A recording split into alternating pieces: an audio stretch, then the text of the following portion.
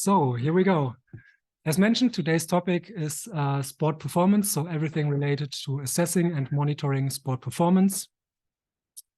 The brief outline will be that I will first give a very brief introduction and put this into the larger training framework from Jeffries, what we're talking about right now, the latest stage, sport performance.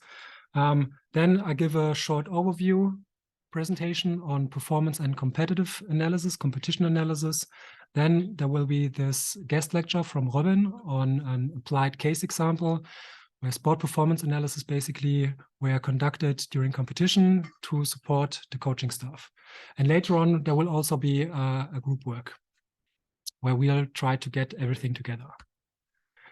So you should all be well familiar with this model. And just remember, after the initial steps of external and internal load, what happens during training, we also try to elicit some training effects. And then in competitive sports, it's everything about sport performance outcomes. All right, so we try to influence the thing that happens in competition that is most relevant to everyone. And this is what we're trying to talk about today. So how can we assess some kind of sport performance outcomes which are ultimately the goal of our entire training process in competitive sports, all right? And this was also mentioned in the video before, and it's also mentioned in the Jeffries article. So the constitutive definition of a sport performance outcome is basically that sport performance outcomes are a result of the positive and negative effects. And they are also influenced by the contextual factors, all right? Things that vary from game to game, from competition to competition, from an athlete to an athlete, and so on so far. And the operational definitions, and this is what we try to get a little bit more into detail today, is of course that we have, depending on the question, different measures of how we can try to assess different sport performance outcomes, both in absolute terms and in relative terms. So for example, it could be that we're trying to assess some physical objective characteristics like time, load, distance, and whatever. And we also can look at relative or aggregated things like wins, goals, rankings at the end of a competition, at the end of a tournament, and so on and so forth. And that's basically it. And also, as was probably clear from the discussions before, if it is very difficult to define a concrete sport performance outcome in a complex sport like soccer, basketball, ice hockey, then we can try to evaluate some proxies. All right, some sub-dimensions of the overall performance. For example, we could only look at tactical behavior. We could only look at a certain performance skill. We can try to evaluate athletic performance within a competition, even if this is not directly the sport performance in that competition. All right, so we have to define different aspects which can be operational, which we can measure. So the overview on performance and competition analysis will be as follows. And the problem is the German terminology and the German textbooks usually look a little bit different than the international ones. So the terminology is a little bit different. And I'm not 100% sure if you look at the international textbooks what the perfect terms are. Because I think quite often when we talk about performance analysis, the performance in a competition is referred to, but competition analysis is also quite clear, all right? If we look at competition analysis, it's always about performance in the competition. So I'm not really sure if performance analysis or competition analysis is the appropriate term, so we use both. I will quickly go through another framework basically on why competition analysis is important also for training prescription. Some different methods are mentioned, how we can try to assess different aspects of sport performance or of competition analysis. And finally, some perspective on what are we going to do afterwards? What are the steps that follow after competition analysis? So first of all, why competition analysis for training prescription? And typically, if we talk about performance, competitive performance, competition, we at least have these three components in mind, all right? These are the three components that are quite essential for everything training and exercise science related. So typically we have the competition where performance is relevant. Then we have some aspects of performance, which are basically like the requirements, the fundamentals. I need to have a certain level of performance to be able to perform well in a competition. And the performance levels that I bring to the competition can be different to the actual performance result in competition. All right. So performance is also a separate aspect of this entire thing. And I try to influence my performance level, my performance basics, basically by training. All right. So based on the competition demand, this is the ultimate goal. The training is, of course, set to increase performance to then be able to use this performance in competition to win, hopefully. All right. So at least we have these three different things that influence the way how we proceed. And it gets a little bit more clear if we look at this model, which was suggested a couple of years ago by Alex Ferrauti. Basically, with these three components are put together. So competition on the left upper hand side, performance tests, classical performance testing, what we talk about every day, every class, basically. And then training prescription, all right? Training planning, training execution, and so on and so forth. And if we look at this from a long-term perspective, how can these things play together? And basically, one aspect of competition analysis could be that we get a good understanding of the internal and external loads of a competition, right? So what happens during competition from an external perspective and also from an internal perspective, that we can describe the demands of a game, of a competition. What is the energy contributions basically in a 100-meter sprint? What is the energy contribution of a soccer game? What kind of sprints do I have to perform in a regular soccer game? And so on and so forth, right? We can try to describe from competition analysis what are the basic external and internal loads. This is just one small aspect. And based on this, we can try to look at some kind of performance structure analysis. So if I have, as you can see on the slide down here, no, wait a second, I will take the pointer.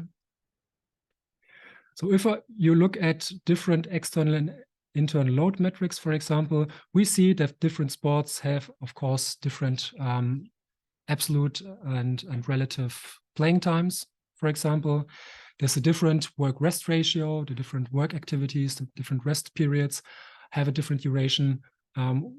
Typical activities that are performed by the athletes are different, of course, in different sports. In basketball, we have slides.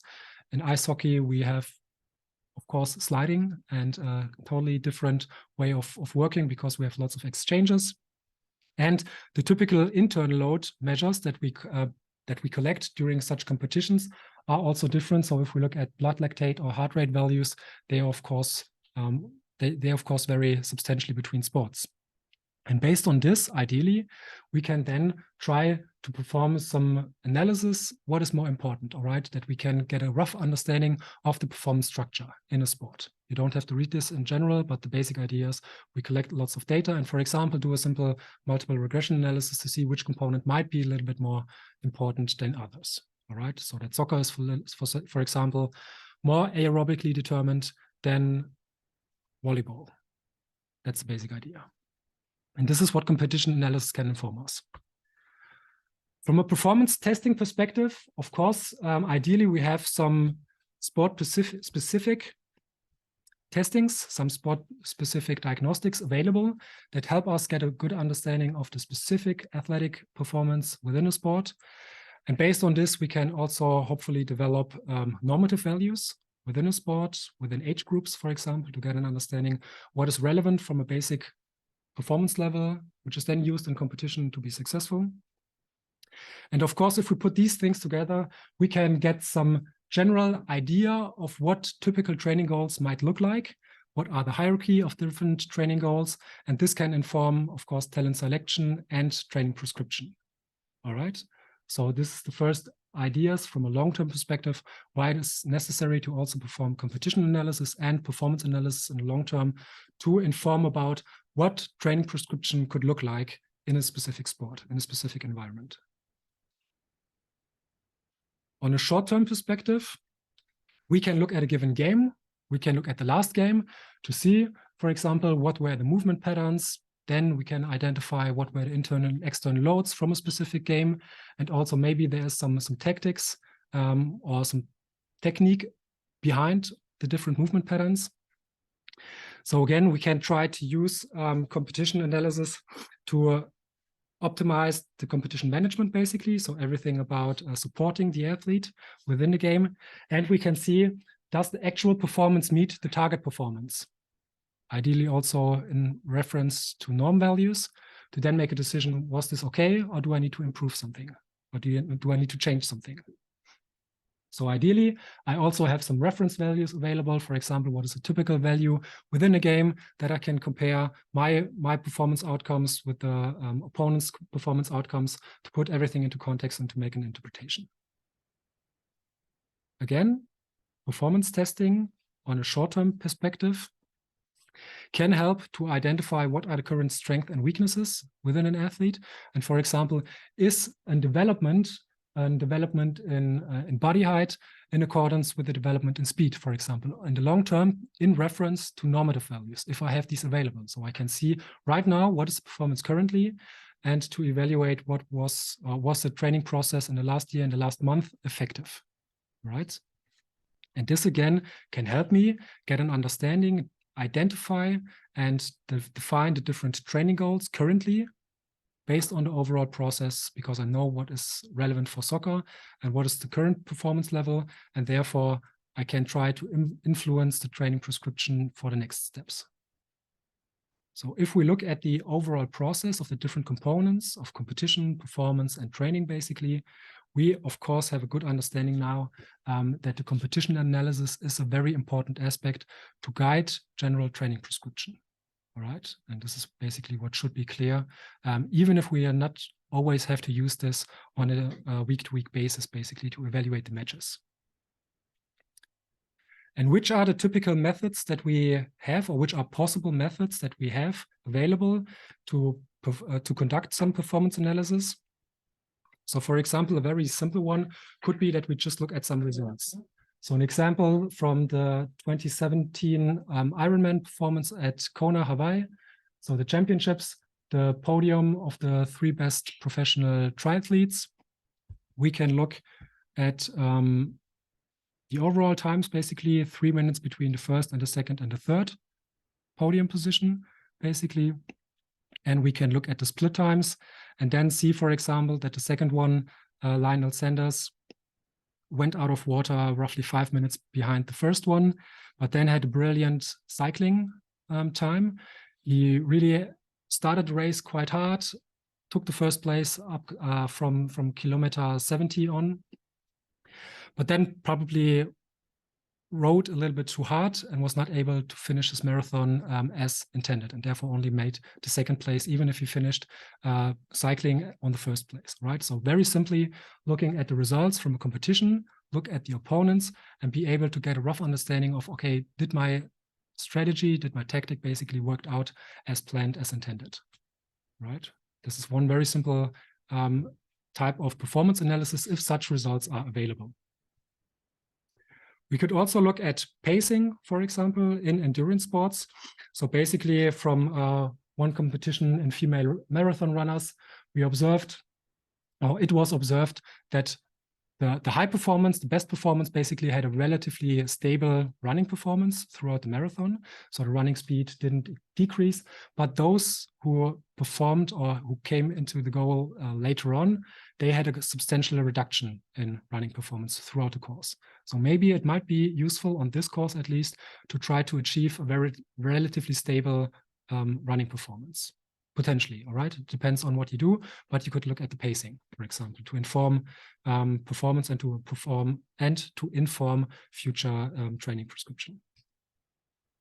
Also quite common in game sports are systematic game analysis or game analysis, scouting reports. So we can look at videos. Videos are systematically analyzed based on different behavior.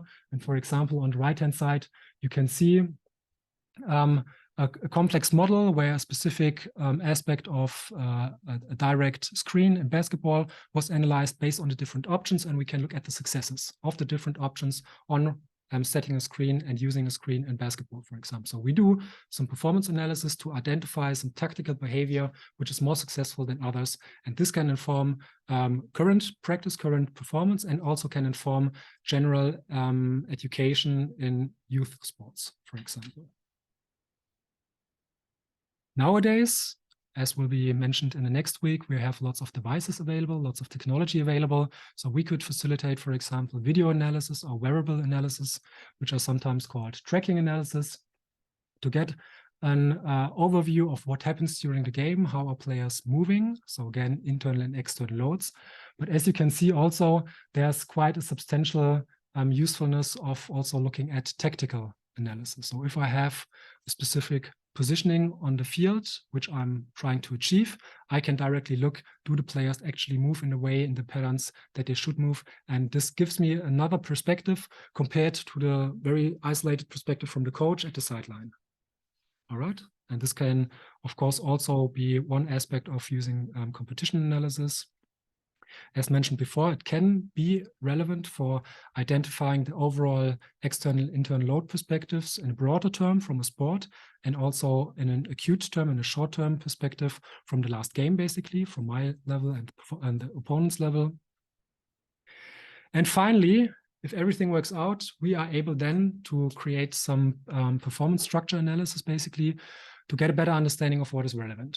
And here's just a statistical example of how different aspects in sprinting were combined to try to get an understanding, okay, which component of athletic performance is relevant for 60-meter sprint, right? This is basically something that sometimes is an outcome on relevant outcome that we are able to quantify what is relevant to make it to the finish line at the first position. And finally, except from the overall perspective that we can try to use to understand what happens, competition analysis can also be relevant for competition management, basically.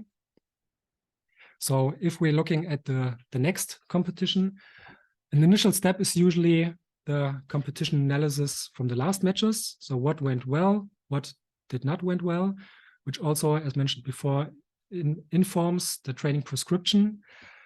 After this analysis, I usually try to prepare the next competition, everything related to tapering, anything related to microcycle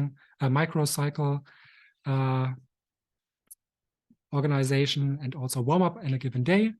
And finally, trying to control everything that happens during competition, everything that you will discuss about coaching, trying to improve the performance or manage the performance within a game. And afterwards, of course, after the game is over, there's another competition analysis to try to evaluate, did this actually worked well? All right. And these are some basic starting points of why we are talking about competition analysis and which different methods are available. And right now, as mentioned before, we will have one example from Robin Schäfer, who's going to present some kind of these, one of these methods and how this method was used in competition to try to support a coaching staff.